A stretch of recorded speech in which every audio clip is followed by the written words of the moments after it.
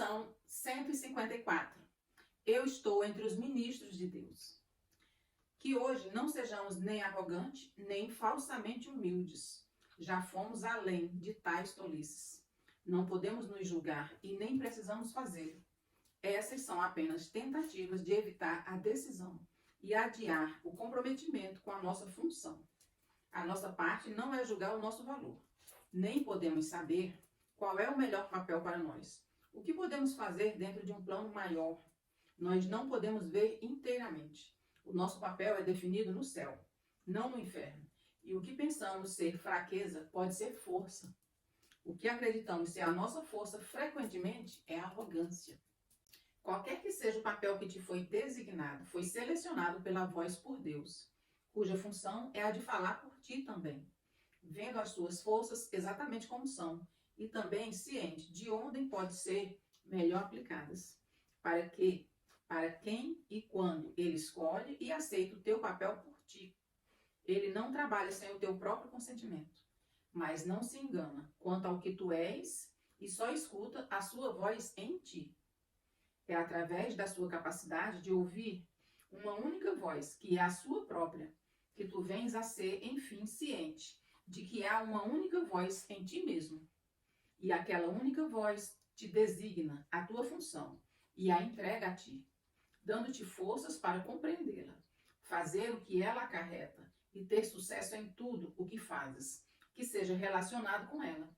Deus uniu-se ao seu Filho nisso, e assim o seu Filho vem a ser o seu mensageiro, o mensageiro da unidade com ele. É essa união do Pai e do Filho, através da voz por Deus, que coloca a salvação à parte do mundo. É essa voz que fala de leis que o mundo não obedece, que promete a salvação de todo o pecado, abolindo a culpa na mente que Deus criou sem pecado. Agora essa mente vem a ser outra vez ciente daquele que a criou e da sua união duradoura consigo mesma. Assim, o seu ser é a única realidade em que a sua vontade e a vontade de Deus estão unidas. Um mensageiro não é aquele que escreve a mensagem que entrega. Tampouco questiona o direito daquele que o faz ou pergunta por que escolheu aqueles que receberão a mensagem que traz. Basta que a aceite, a dê àqueles a quem se destina e cumpra o seu papel na entrega da mensagem. Se determina quais devem ser as mensagens ou a que propósito servem ou para onde devem ser levadas, está falhando em desempenhar o seu papel como portador do verbo. Ou seja, a mensagem que você recebe de Deus, você deve entregar sem questionar, né? Há uma diferença principal no papel dos mensageiros do céu, que os distingue daqueles designados pelo mundo. As mensagens que entregam são dirigidas em primeiro lugar a eles mesmos. E é só na medida em que possam aceitá-las para si mesmos que venham a ser capazes de levá-las adiante e dá-las em todos os lugares a que eram destinadas.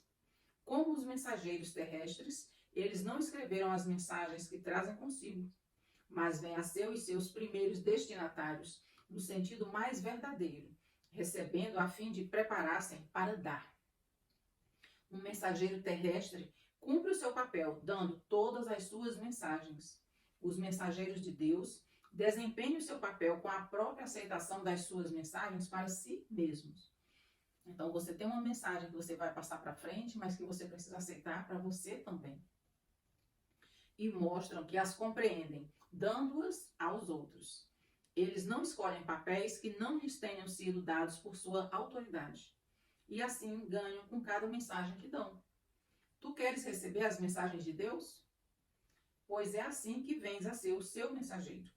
Tu és designado agora. No entanto, esperas para dar as mensagens que tens recebido. E assim não sabes que são tuas e não as reconheces. Ninguém pode receber e compreender que recebeu até que tenha dado. Pois no ato de dar está a sua própria aceitação do que recebeu. Vós que sois agora os mensageiros de Deus, recebei as suas mensagens, pois isso faz parte do papel que vos foi designado. Deus não falhou em oferecer o que vós precisais, e nem isso deixou de ser aceito. Entretanto, uma outra parte da tarefa que vos foi designada ainda está por ser realizada. Aquele que recebeu as mensagens de Deus por vós, quer que elas sejam recebidas também por vós, pois assim vós vos identificais com ele e reivindicais o que vos pertence.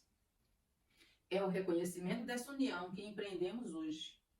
Não buscaremos manter as nossas mentes à parte daquele que fala por nós, pois é apenas a nossa voz que ouvimos, ao prestarmos atenção a ele. Só ele pode falar a nós e por nós, unindo em uma única voz o ato de receber e dar o verbo de Deus, o dar e receber a sua vontade.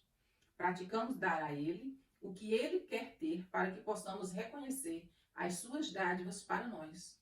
Ele precisa da nossa voz para que possa falar através de nós. Precisa de nossas mãos para portar as suas mensagens e levá-las àqueles que ele designa.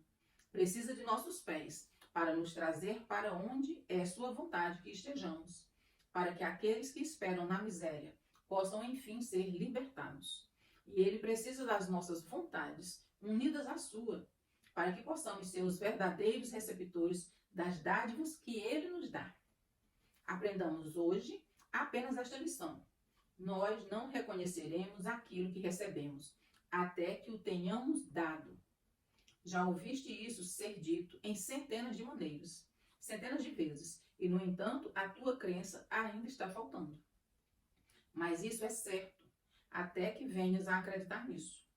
Receberás 1000 milagres e depois mais 1000, mas não saberás que o próprio Deus não guardou nenhuma dádiva, além daquelas que já tens, e tampouco negou a menor das bênçãos ao seu filho. O que isso pode significar para ti, enquanto não tiveres te identificado com ele e com o que lhe é próprio? A nossa lição para o dia de hoje é declarada assim: eu estou entre os ministros de Deus e sou grato por ter os meios de reconhecer que sou livre. Então essa é a frase para você refletir, para você repetir. Eu estou entre os ministros de Deus e sou grato por ter os meios de reconhecer que sou livre. O mundo retrocede à medida que iluminamos nossas mentes e reconhecemos que essas santas palavras são verdadeiras. Elas são a mensagem que nos foi enviada hoje pelo nosso Criador. Agora demonstramos como elas mudaram as nossas mentes a respeito de nós mesmos e de qual é a nossa função. Pois, ao provarmos que não aceitamos nenhuma vontade da qual não compartilhamos, as muitas dádivas do nosso Criador surgirão à nossa vista e saltarão às nossas mãos, e nós reconheceremos o que recebemos.